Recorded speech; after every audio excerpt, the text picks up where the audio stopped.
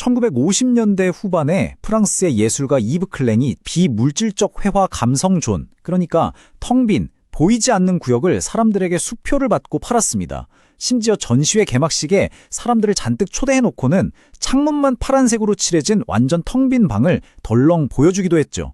관람객들은 거기서 빈 공간 말고는 정말 아무것도 볼 수 없었습니다. 황당하죠?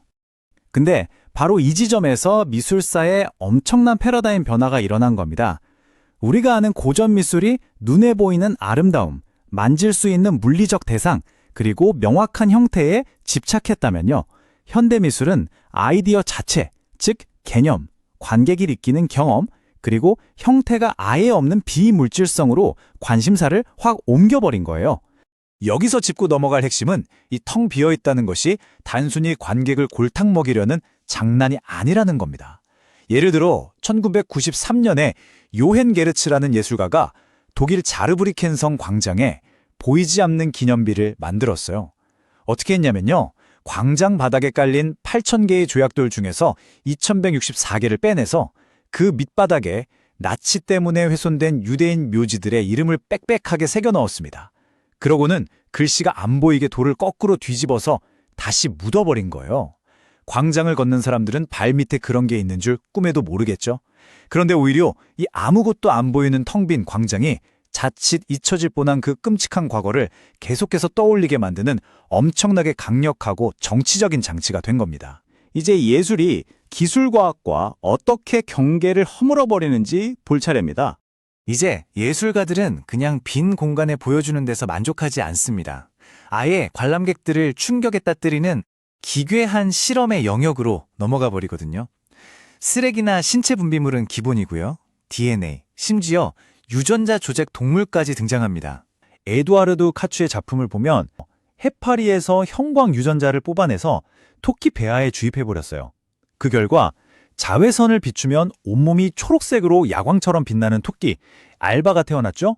예술가가 실험실에서 생명체를 만들어내고 유전자를 조작한다? 이건 유전자 조작의 윤리성에 대해 아주 무겁고 날카로운 질문을 우리에게 던지는 셈이거든요. 오룬카츠와 로나추르는 실험실에서 살아있는 유기세포 조직을 배양해서 그걸로 작은 인형들을 덮어버렸어요. 살아있는 피부 조직을 입은 인열이라니 좀 끔찍하죠? 하지만 예술가들은 바로 이런 생명공학 기술을 이용해서 걷잡을 수 없이 발전하는 과학에 대한 인간의 깊은 공포와 불안감을 아주 노골적으로 보여주고 있는 겁니다. 솔직히 여기까지 들으셨으면 여러분도 아마 아무리 예술이라 하지만 선 3개 넘는 거 아니야? 하는 생각이 절로 드실 겁니다. 맞아요. 실제로 평론가들 사이에서도 엄청난 반발이 터져나왔거든요.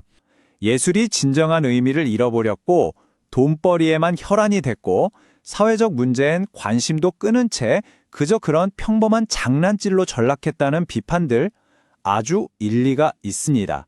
하지만 잠깐만요. 여기에 대해 아주 강력하고 흥미로운 반론이 하나 존재합니다. 현대 미술이 사실은 이 폭력적인 세계를 비추는 거울이라는 반론이죠. 여기서 우리가 관점을 완전히 한번 뒤집어 볼까요?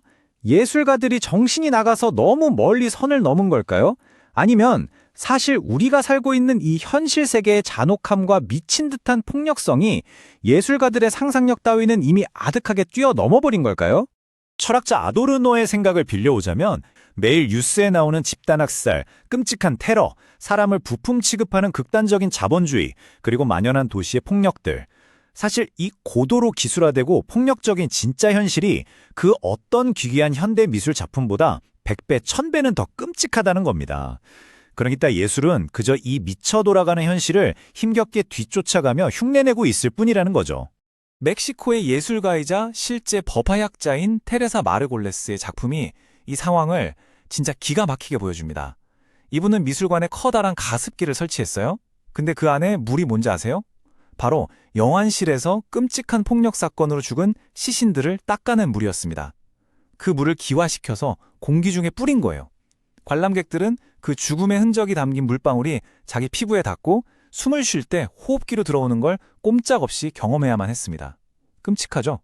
하지만 이건 멕시코의 그 일상화된 죽음과 폭력을 무감각하게 지나치는 우리에게 가장 직접적이고 피할 수 없는 방식으로 진짜 현실을 들이미는 소름 돋는 거울인 겁니다.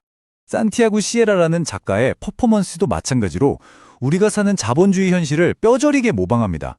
그는 아프리카 이민자들을 고용해서 하루에 겨우 54유로, 아주 푼돈을 쥐어주고는 해변에 나가서 아무짝에도 쓸모없는 거대한 구멍을 파괴시켰어요. 이 비인간적이고 어이없는 노동, 이게 뭘 뜻할까요?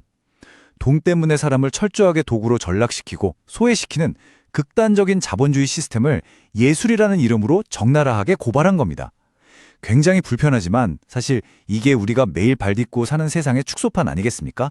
그런데 오늘날의 거대한 자본주의 시장이 그 발칙한 저항마저도 어떻게 하나의 상품으로 쏙 삼켜버렸는지, 예술이 무한한 자유를 위장한 채 결국 시장의 부속품이 되었다는 사실이에요. 귀괴한 작품을 만드는 예술가들이 엄청난 자유를 누리는 것 같죠. 하지만 진짜 냉철하게 보면 이들은 사람들의 관심 자체가 돈이 되는 거대한 관심 경제의 톱니바퀴일 뿐입니다. 끊임없이 새로운 충격을 쫓는 건 결국 소비 시스템이 요구하는 자극을 공장처럼 찍어내는 거나 다름없거든요. 결국 오늘날 현대미술의 가장 큰 비극은 더 이상 충격적인 작품을 못 만들어서가 아니라 그 어떤 극단적인 반항조차도 결국엔 매대의 화려한 가격표로 둔갑해버린다는 사실입니다.